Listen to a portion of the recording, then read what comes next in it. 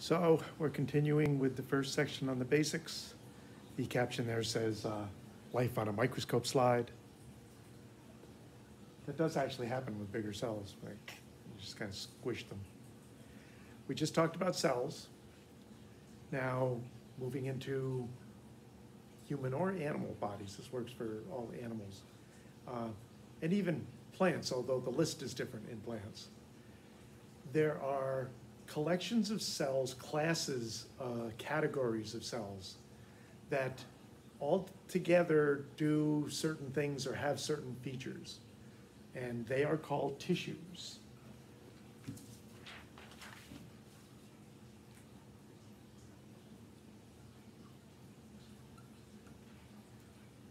And there are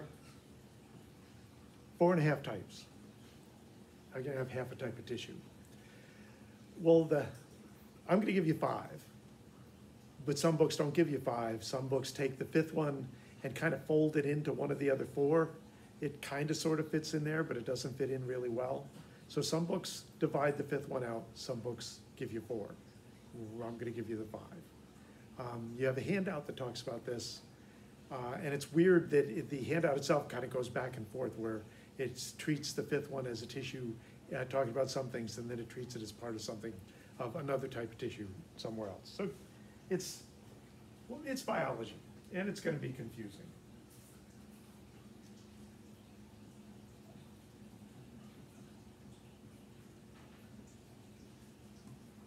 Epithelium, also called epithelial tissue.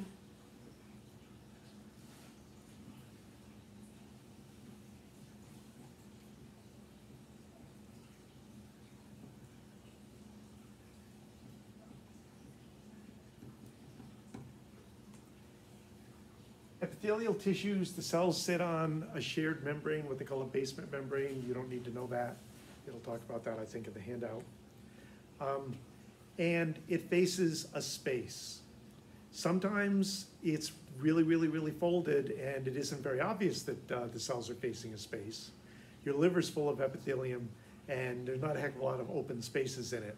It just happens to be the way the cells are arranged, that in theory, there are spaces next to the layers of cells. But sometimes, pretty obvious, facing a space, all the way down. Your tubes are facing spaces. Your organs are all in spaces in your body, so there's an outer epithelium. Your organs are generally hollow. There's an inner epithelium. Blood vessels have an outside epithelium and an inside epithelium. So there's a lot of this stuff all over the place in your body. And so what do you do with what are essentially surfaces?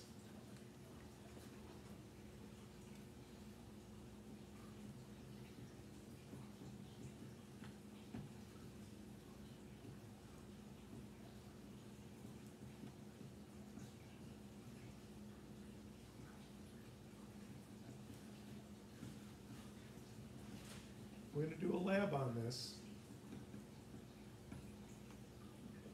And the tough part of the lab, there's always a lot of parts of the lab that are really simple, and then there are parts that are tough. The tough part of the lab is you're going to be looking at an organ or a structure, and you're going to have a list of the tissues that are there. And so say there's epithelium. The tough question is going to be, why? What's the epithelium doing in this particular organ? If it's your skin, if it's your tongue, a surface that potentially could get damaged from outside, then it's protection. If it's your stomach and there's an outer epithelium, we're not really expecting the liver to bite your stomach. It doesn't really need protection. But it does need to be able to float in the space so it can move. It needs separation.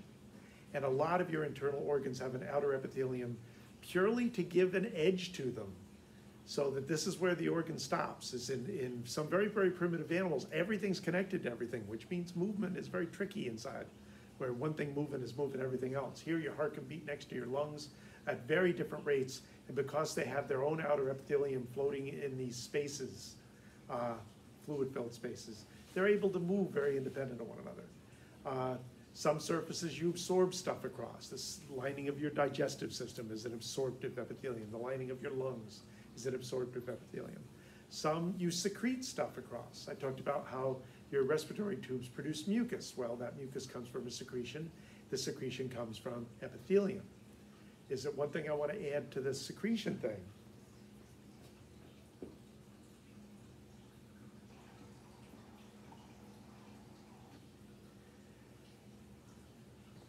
When you're looking at this stuff under a microscope, I mentioned a lot of times it's easy to see an internal space or an external space, but a lot of times the epithelium is so jammed in together that it doesn't really look like it has a space.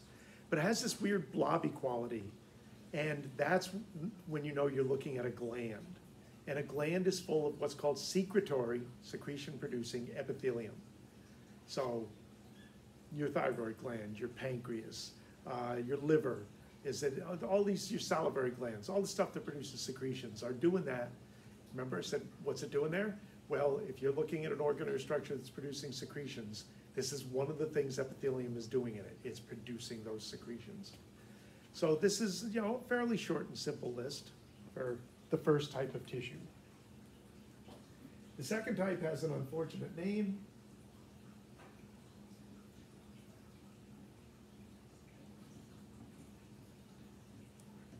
Connective tissue. And yes, sometimes it's in things that connect, like tendons and ligaments, bones to some extent. But if you get connect in your head as always a feature, it's just going to confuse you. So it's good to kind of not use the term connective as your clue to what all the different things it can do. Now, connective tissue is different based on how you find the cells.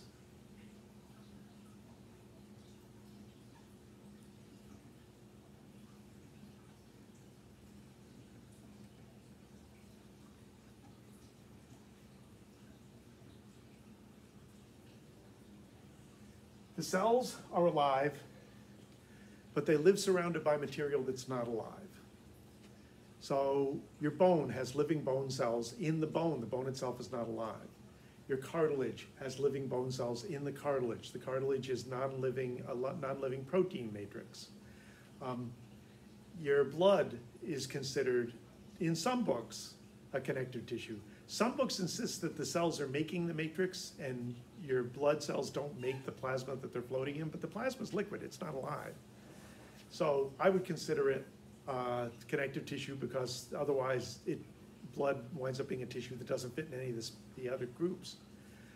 But, so a lot of stuff having to do with your skeletal system is connective tissue, but blood isn't your skeletal system, it's also connective tissue. And here's an odd one. Now, fat is considered a connective tissue. The fat itself is a non-living material, but fat is actually inside the fat cells.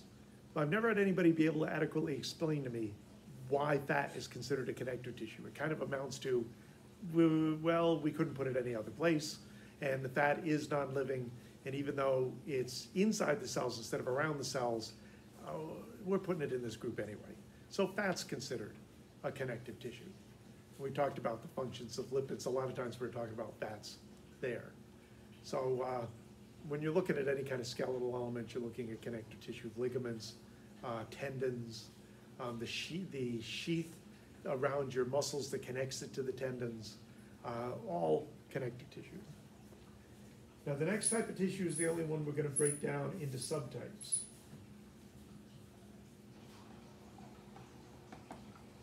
And that is muscle.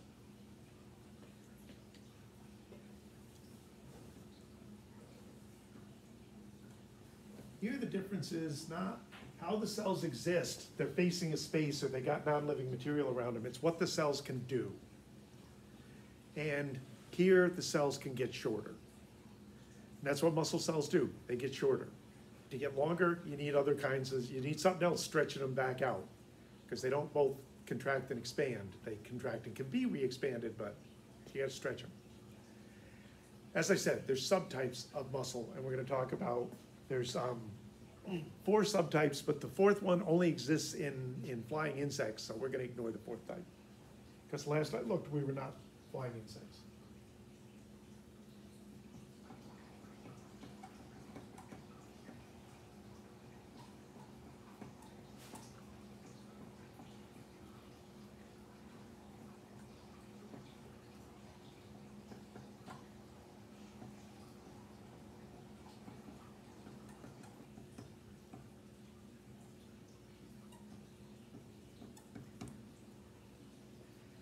skeletal muscle starts as a whole bunch of cells in a row, but because where the cell membranes are would be a weak spot for pulling on things, the membrane goes away and the cells integrate the muscle tissue. So you wind up with a very long cell that runs the whole length of a muscle, and there's a whole bunch of nuclei around the outside because the nuclei of the original cells is still kind of squished to the outside of the muscle. One of the ways you can tell they're very strong is that you can actually see the molecule overlap pattern in striations, stripes on the muscle fibers, the muscle cells themselves. You can see dark stripes where the fibers overlap. You can see light stripes where they don't overlap. You can see little lines where the anchor points for them are. There's millions of these things along the length of a big muscle. And they use an old word for that, striations, for stripes. And so skeletal muscle is a striated muscle. The second type of muscle is also a striated muscle.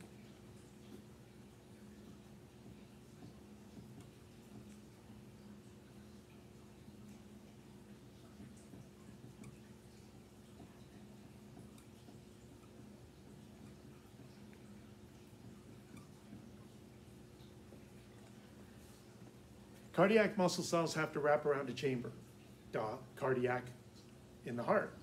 So it's part of it's the pumping system of your heart. So the cells are short and branched, and they don't fuse together, but the connection between one cardiac muscle cell and the next one is a very tight zipper.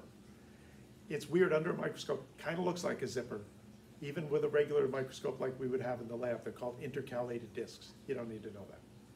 Again, striated and very powerful.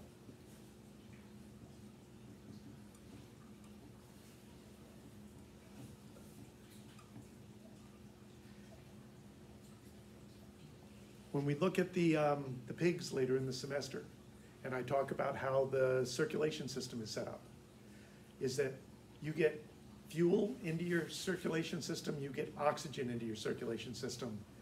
The system is set up to get these muscles supplied with the fuel and the oxygen almost before anything else in your body gets a shot at it, because you've got to keep your heart running 24 hours a day, and because it's a very powerful muscle, it needs a lot of fuel and a lot of oxygen. It can't be well down the line. It's got to be getting this stuff up front. And so the blood comes out of your digestive system and through your heart into your lungs and through your heart and into your heart. Pretty quick, from the lungs with the oxygen into your heart. But again, very powerful, striated.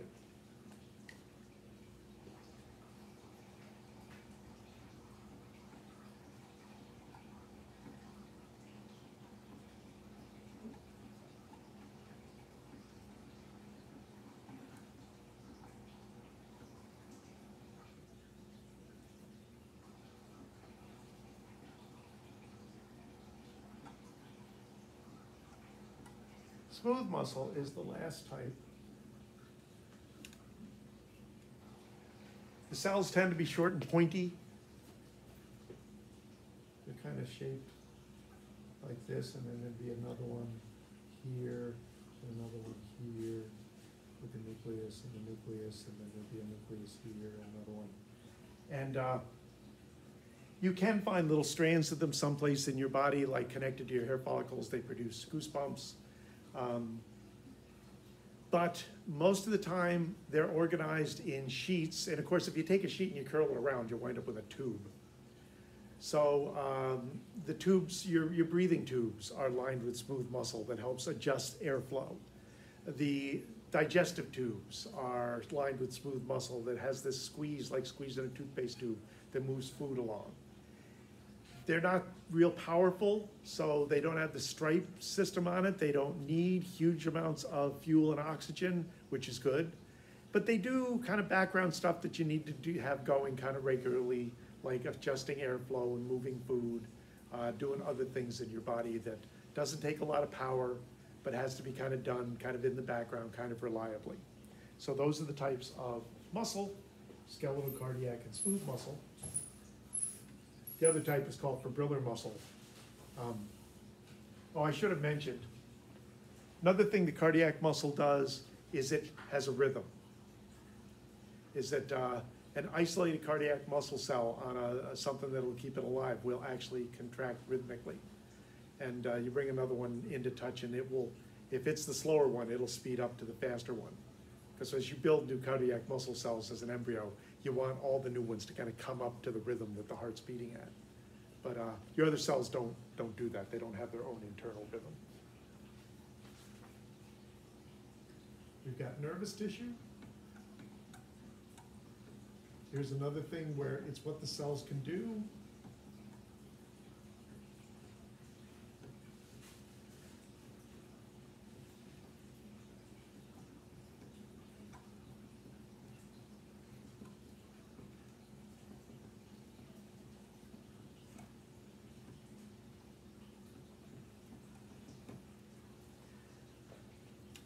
Guess you need to read that, don't you? Nervous tissue. Cells can make and, see, this is why I need people in the room. They're going, you're right on the ceiling. They can make and carry impulses, nerve impulses, which are partly electrical and partly chemical, is that they use charge. They use ions. We talked about ions. And they travel down nerves in kind of a wave. So this is your nervous system. Is it, but it also includes things like sense receptors. I know it's annoying that I stop talking sometimes when I write, but sometimes if I keep talking when I write, I'll write the words that I'm saying instead of the words I meant to write down. So in the back of your eyes are receptors that are cued to movement in certain directions, up, down, right, left, kitty corner in all directions. And they fire when light comes in, stuff's moving in front of you that way. There's receptors you have that are cued to various frequencies of red light, various frequencies of green light, various frequencies of blue light. When those frequencies hit your eyes, it starts an electrochemical signal, sends a message to your brain. This is what we're seeing. You have little cells that vibrate in your ears to certain frequencies of sound. When they're activated, they send a chemical signal in. You have receptors that compress when you press on your skin, and that activates a signal that goes off to your brain. So sense receptors are very much part of nervous tissue. There's one other thing about your nerve system I want to mention that is just a feature of the tissue. Synapses and neurotransmitters.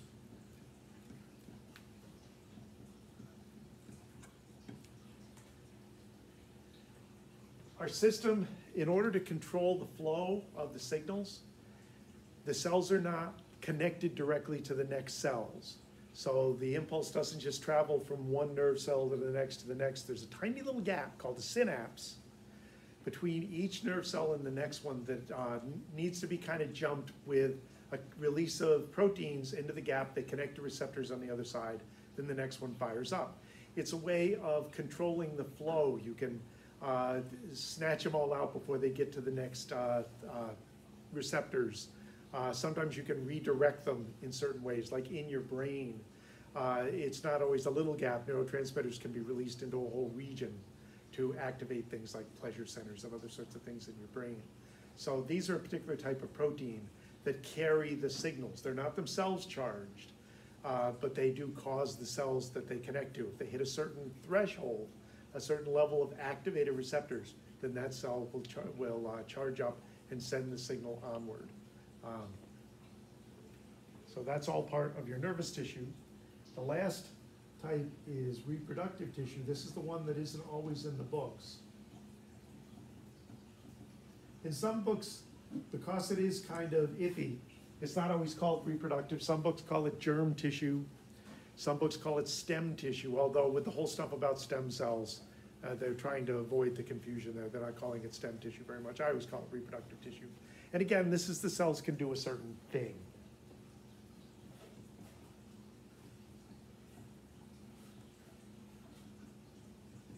Our cells have two sets of chromosomes, two sets of DNA codes. We got one whole set from mom, one whole set from dad. Well, how did mom get us one set? Well, she had cells that could start with 2 sets and produce cells with only 1 set. That's what this is. It's a very specialized ability, and it happens in testes and ovaries. It has sperm and eggs are considered to be reproductive tissue as well. So it's very limited. That's one of the reasons I think why the books don't always recognize it as a separate tissue. Because you don't find it being used all over the place. You just find it being reproduced in reproductive organs, and not even necessarily in all of them. So in some books they go, that's a type of epithelium or something. But some books do consider it to be a type of tissue. Now above the tissue level are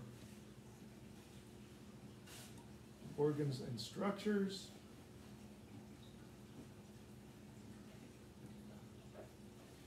Organs and structures are collections of tissues that have particular jobs.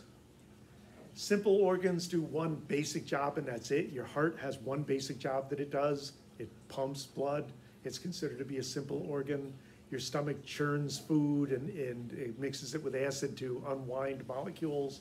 It has a simple, single job. It's considered to be a simple organ.